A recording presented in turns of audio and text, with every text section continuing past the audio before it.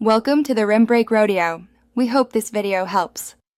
You start by opening Settings, then tap Face ID and Passcode and enter your passcode when prompted. This step grants permission to change biometric options, so make sure you're using the owner passcode. Once done, you'll see the Face ID options for iPhone features and a Remove Face ID control. Go ahead and locate the entry that matches your face record.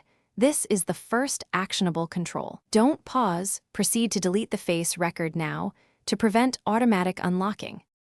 Now tap the registered face entry and choose Remove Face ID, then confirm when prompted. This deletes the stored facial map from Secure Enclave. You do this because removing the template stops Face ID from authenticating you or anyone else. After deletion, verify the feature toggles, Phone Unlock, iTunes and App Store, Apple Pay, are disabled or reconfigured as you prefer. If you plan to switch to a passcode-only experience, make sure Require Attention and other Face ID settings are no longer active. Finish by setting or confirming a strong passcode so your device stays secure without Face ID. Restart the iPhone and then try waking it. You should no longer see Face ID prompts. Instead, you'll be asked for the passcode.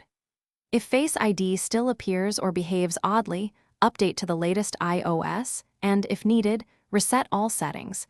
This clears misconfigurations without erasing data. One troubleshooting tip: reinstalling the latest iOS often resolves persistent Face ID UI items or sensor glitches.